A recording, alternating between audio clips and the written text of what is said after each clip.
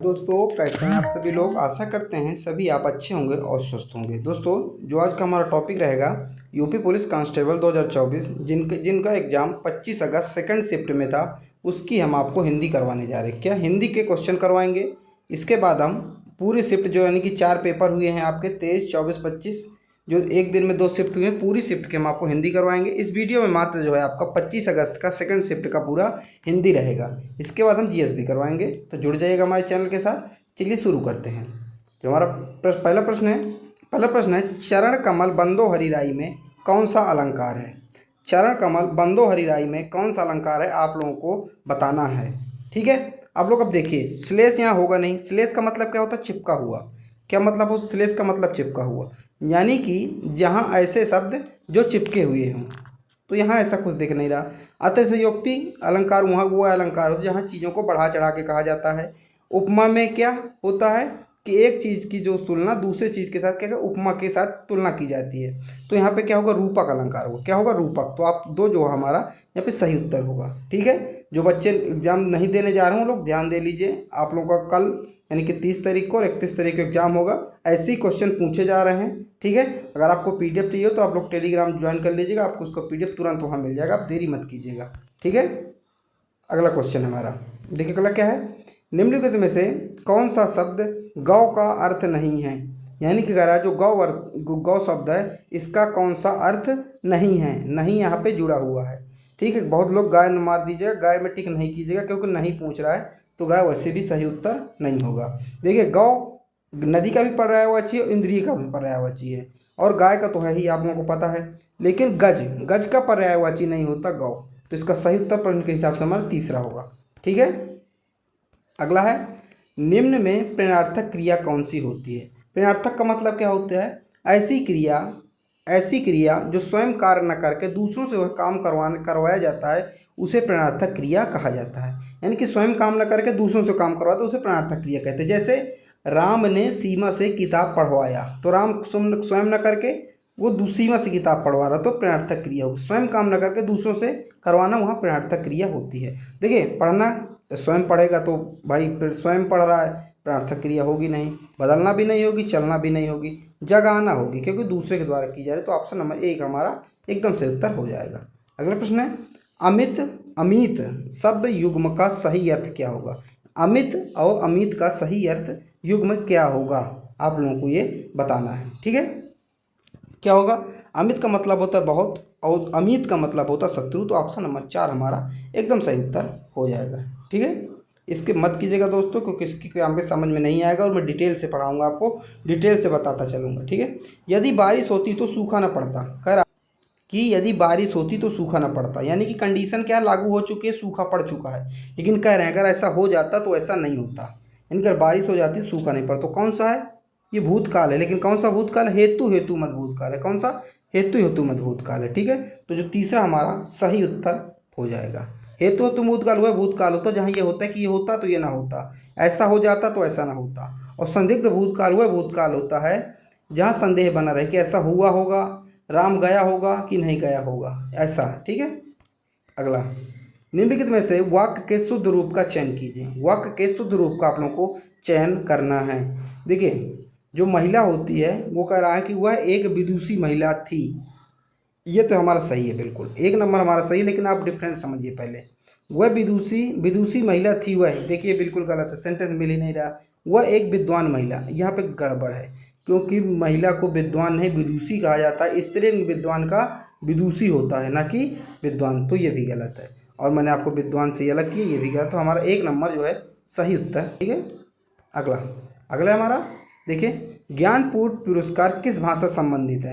तो ज्ञानपीठ पुरस्कार किस भाषा से संबंधित है, संविधान की 8वीं अनुसूची में जितनी भी भाषाओं का उल्लेख किया गया है, वो जितनी भी भाषाओं का उल्लेख किया गया संविधान की हमारी 8वीं अनुसूची में, उसमें दिया जाता है ज्ञानपीठ पुरस्कार, ना कि मात्र हिंदी से संबंधित नहीं है। ठीक है, 22 भाषाओं का उल्लेख किया गया है संविधान की 8वीं अनुसूची में, तो 22 भाषाओं में ज्ञानपीठ पुरस्कार दिया जाता है। ठीक है, तो हमारा तीसरा सही होगा। अगला है, वह कौन सा समास है जिसका उत्तर पद प्रधान होता है किंतु प्रथम पद द्वितीय पद की विशेषता बतलाता है। कह रहा है ऐसा कौन सा समास होता है।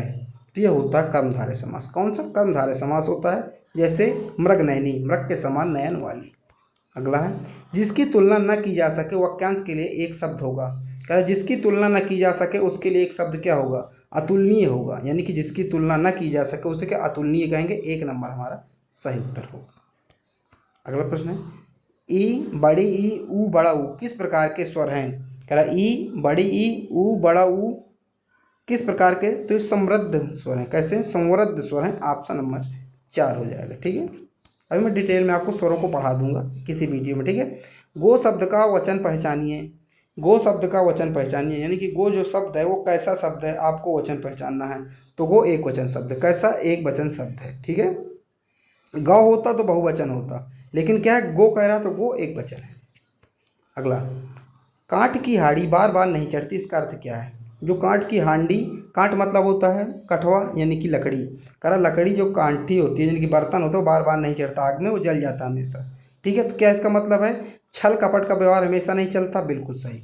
यानी कि इसका कहने का मतलब है कि छल कपट किसी के साथ करोगे तो वो हमेशा लंबे समय के लिए, अनवरत समय के लिए नहीं होता है। ठीक है, अगला निम्नलिखित वाक्य में रेखांकित पद में कौन सा कारक है? अनुज की किताब मेरे, देखिए रेखांकित पद ये है हमारा। ठीक है, कि हमारा रेखांकित पद है। अनुज की किताब मेज पर है, कौन सा होगा? आप लोग बताएं। अनुज की किताब मेज पर है, तो ये होगा संबंध। क्यों होगा संबंध? क्योंकि बता रहा है कि किताब। अब देखिए आप यहाँ पे थोड़ा सा पढ़ लीजिए तो आपको क्या होगा, यहाँ से और क्या हो जाएगा, कन्फर्म हो जाएगा। देखिए आप यहाँ देखिए, कर्ता ने कर्म को करण से देव द्वारा सप प्रदान के लिए को के लिए हेतु अपादान से अलग होना, जैसे पेड़ से पत्ते अलग होते हैं सो अलग होना। संबंध काकी के, ये देखिए ना, और अधिकरण में पर संबोधन है। तो क्या मैंने बताया संबंध, तो का की के रा री रे, ये देखिए यहाँ पर। तो कौन सा रेखांकित पद का? तो कौन सा होगा? संबंध होगा। ऑप्शन नंबर 4 हमारा एकदम सही उत्तर। ठीक है, अगला मंदिर मंदिरा युग्म का उपयुक्त अर्थ वाला कौन सा होगा? मंदिर और मंदिरा कौन सा होगा आप लोगों को बताना है। तो हम लोग को पता है मंदिर क्या होता है? देवालय होता है, जो जहाँ ईश्वर रहते हैं। देव का आलय यानी कि देवों का आलय देवालय कहलाता है। पूजा घर होगा नहीं, देवालय एक सटीक उत्तर है। अगर देवालय नहीं होता तो पूजा घर होता, लेकिन देवालय इसका सही उत्तर है। अब मदिरा मंदिरा, मंदिरा मतलब अश्वशाला, क्या होता है? अश्वशाला। तो तीसरा हमारा एकदम सही उत्तर हो जाएगा। ठीक है, अगला प्रश्न देखिए। अगला प्रश्न क्या है हमारा? अगला प्रश्न है अचल शब्द का समभिन्नार्थक क्या है? कह अचल शब्द का समभिन्नार्थक क्या है? अचल मतलब जो चल न सके, जो स्थिर हो, उसे कहा जाता है अचल। तो होगा पर्वत और स्थिर। तो ऑप्शन नंबर जो 4 होगा हमारा सही उत्तर हो जाएगा। अगला प्रश्न है आकाश का पर्यायवाची शब्द है। कह आकाश का पर्यायवाची शब्द क्या होगा? तो व्योम। क्या होगा? व्योम होगा आकाश का पर्यायवाची। ऑप्शन नंबर 2 हमारा एकदम सही उत्तर होगा। जिन्हें 2 किया है उनका बिल्कुल सही उत्तर है। ठीक है, अगला प्रश्न है हेडमास्टर शब्द में किस उपसर्ग का प्रयोग हुआ है? अब आप लोगों को उपसर्ग प्रत्यय पता है कि नहीं पता? आप लोग बताइए उपसर्ग प्रत्यय आप लोगों को पता है कि नहीं पता? अगर आपको नहीं पता तो मैं बता रहा हूँ। उपसर्ग जो होता है, जो शब्द वाक्य के आगे जुड़ते हैं, जो वर्ण क्या होता है शब्द के आगे जुड़ के कोई वाक्य बनाते हैं, कोई शब्द बनाते हैं, उन्हें क्या कहते हैं? उपसर्ग। और प्रत्यय जो पीछे जुड़ते हैं। तो कह रहा उपसर्ग कौन सा होगा? तो हेड मास्टर में देखिए, मास्टर एक मूल शब्द है, हेड अगले जुड़ा है तो हेड इसका सही उत्तर होगा। Option number 4। ठीक है, अगला प्रश्न देखिए। अगला प्रश्न क्या है हमारा?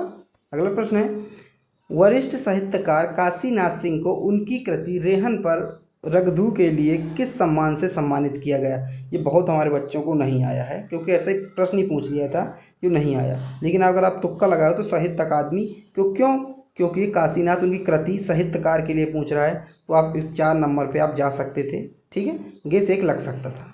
अगला है निम्न में से कौन सा शब्द तत्सम है? तत्सम वो शब्द होते हैं जो संस्कृत से लिए जाते हैं और जिनका क्या होता है संस्कृत से आए हैं और संस्कृत में इनका क्या हो रहा है? उपयोग हो रहा है। तद्भव वो शब्द होते हैं जिनका संस्कृत हुआ है लेकिन वो हिंदी में बदल गए, दूसरे अर्थ में बदल गए। तो तत्सम कौन सा शब्द होगा आप लोगों को बताएं? तो आलस्य होगा, क्योंकि इसका आलस्य होता है तद्भव। अगला श्याम को पुस्तक पढ़नी है, ये किस प्रकार का वाच्य है आप लोगों को बताना है। देखिए वाच्य 3 प्रकार का होता है। कितने प्रकार का होता है? वाच्य 2 है, 3 प्रकार का होता है। ठीक है, कृतवाच्य, कर्मवाच्य और भाववाच्य।